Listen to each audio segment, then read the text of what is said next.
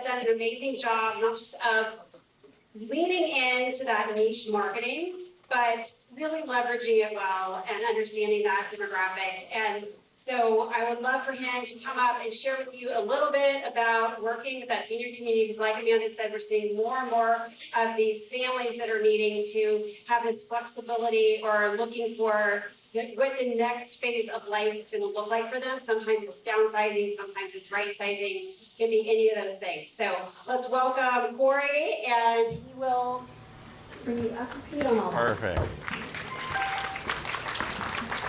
Hello. So I'm Cory Boldroff. I'm a certified real estate planner. I help people build, protect, and transfer generational wealth through real estate.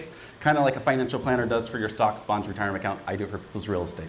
So you can see, even for my elevator pitch, I focus on seniors and their families. And really today I'm here to hopefully to inspire some of you guys to want to get into the senior space or to learn how to help them better, because it is such a big market, but they're so underserved and there's not a lot of people actually focusing on it.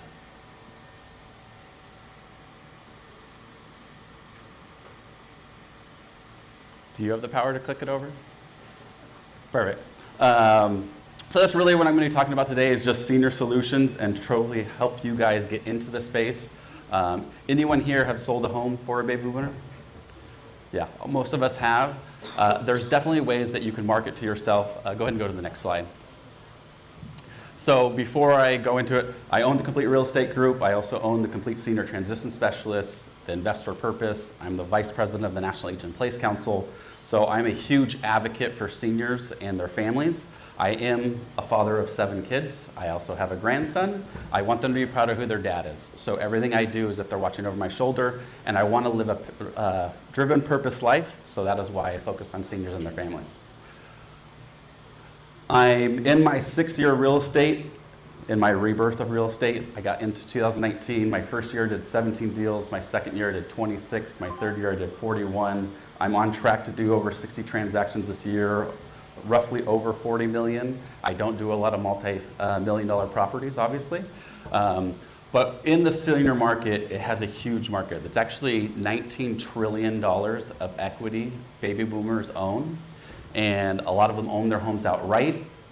62% of the market last year involved someone that's 55 years and older. I still don't understand why there's not an entire brokerage just helping seniors, because it is the biggest segment. And most agents fail within the first year or first 18 months because we're chasing third-party lead generation, when the people who don't want third-party lead gen and don't want AI are seniors and their families. Also, if you include probate sales, it even opens up even more of a bigger market. So needless to say, it's a huge market.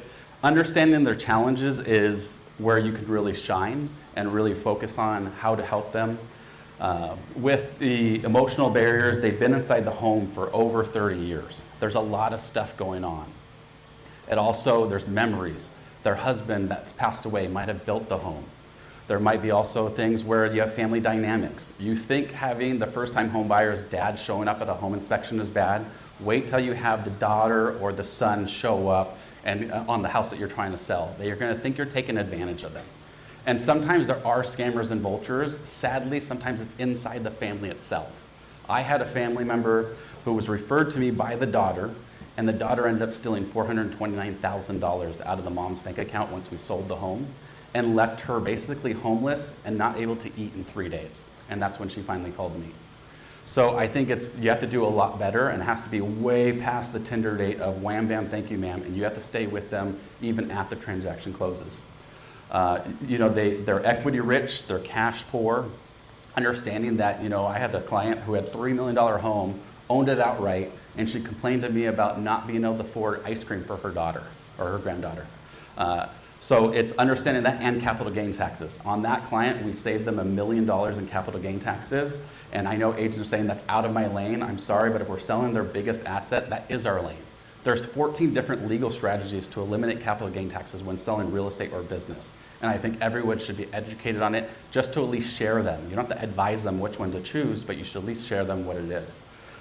Then you have the crisis mode, where mom fell down, she went to the hospital, she's not allowed to go live at home. The seniors and their families don't understand that if they get hurt and they go to the hospital, there is a social worker that will say, you are not allowed to live back at home.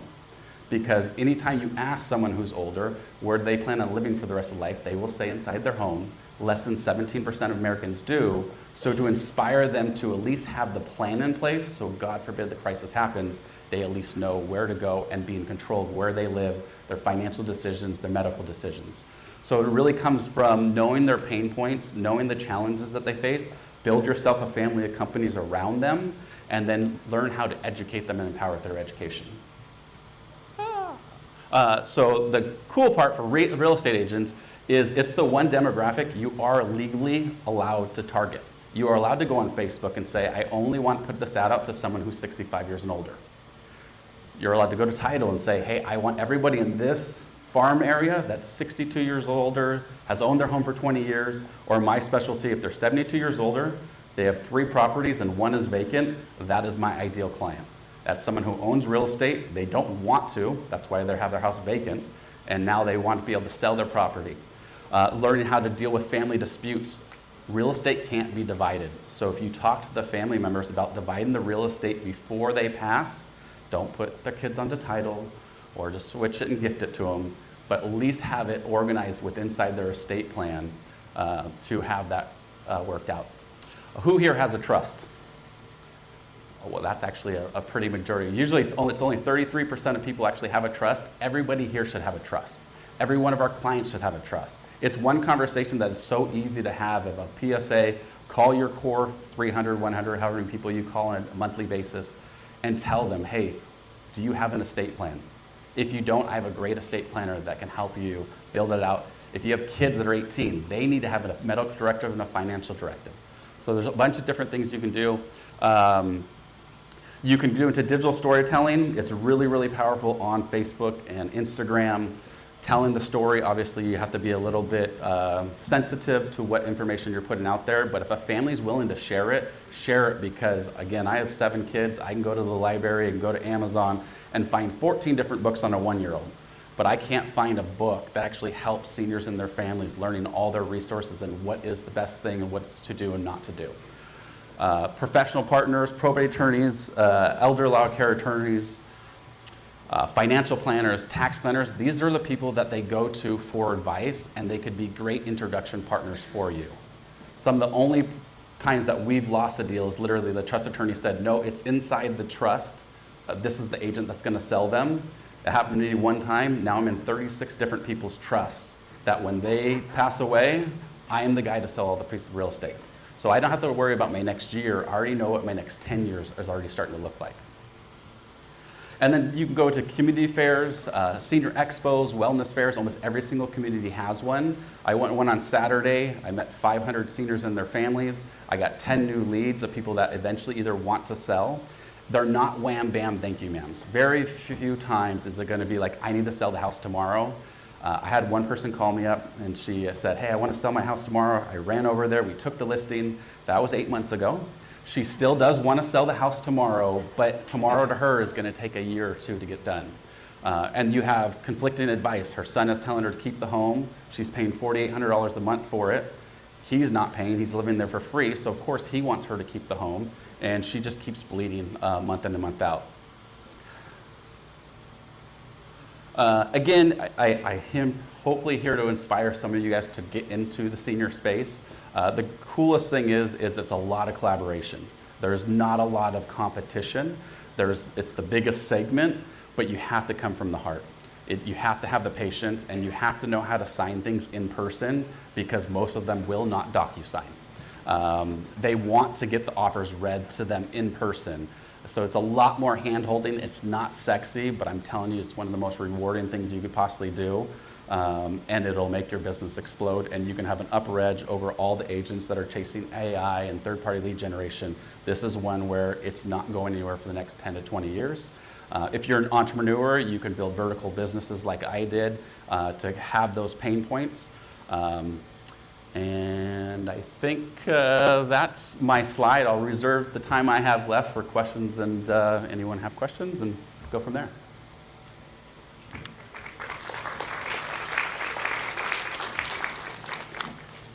All right, guys. Any questions? You want to chat? Wait, you got one over here. So exciting. All right, let's try. So you gotta hold it up here. Hold it up high. Up high. There you go. Hold it up high. Okay. No. We can play pass off. Here we go. Let's swap it. All right. My question for you, Cory, can you There you Moore Park. A few years back, you ran into an issue where they confiscated your signs. Would you mind sharing that story? When I do open houses, I put 100 open house signs out there, and the city of Moore Park only allows you to put 6. So I fought them in court. I did win. They are not allowed to restrict your open house signs. So yes, I am that guy. Yeah. Anyone have any senior related questions? Other questions, you guys? Yeah, there's one in the back. Here we go.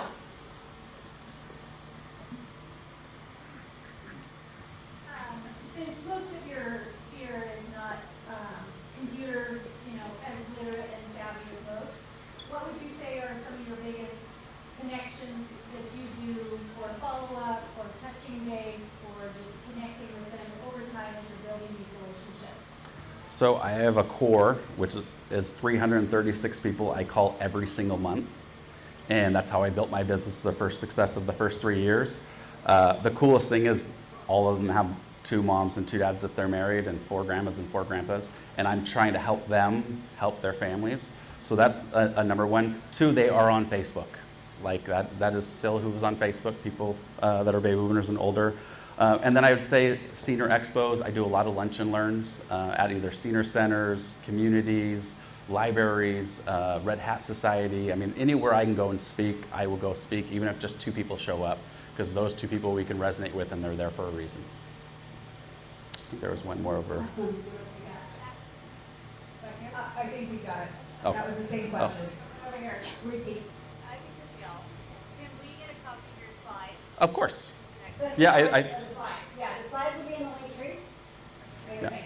And So the QR code at the beginning, it will have the link tree to everything we're doing today, to the copy and collab that people have mentioned. Everything is there. yeah, and I am an open book. You can ask me any question. You can follow, repeat, rip it off. I do not get offended. Anything else? I was just gonna ask for, Oh, email, it's iamyourrealestateguy@gmail.com. Now, I can only wish all of you guys would say that, but yes, iamyourrealestateguy@gmail.com. And you guys, all the speaker contact information is also in that link tree. You have it on the back of your right here. Perfect. Quick question. Yeah. How did you fight Moore Park for the open house? Because we're in Burbank, we love. I fought Burbank too. I fought Burbank. No, yeah, they're not allowed to touch my signs. They are legally not allowed to touch your signs. It's a form of blockbusting and steering if they only allow you to put a certain amount of signs. Also, what I did for Burbank especially, I went around the neighborhood and got all the tents that are selling things on the street, all the people that have signs. They don't restrict them, so then it becomes discrimination in real estate, which you definitely can't do. Focusing on senior market, I say most seniors don't have a computer. And what if they're not, technologically savvy? So you're only expecting them to see about the open house if it's online? Well, I need to be able to show the whole thing. But I put 100 open house signs to defend my position as well, that in a 3 to 5 mile radius, they will see my open house sign. I have another question. Yeah. How do you deal, because we're working with some seniors right now, and how do you deal with the no internet, no computer situation, everything's by hand? That's where their time and patience and understanding is literally going to them. It is a pain. I had to wait for one of my clients to meet them. We got them signed, and then I actually had to go and drive because I actually don't have a scanner at my house. So I had to go drive to my TCs to give it to her. There are some pain points dealing with seniors. I'm not going to give any others. So it's literally just dealing with it and having a team that can handle it with you as well.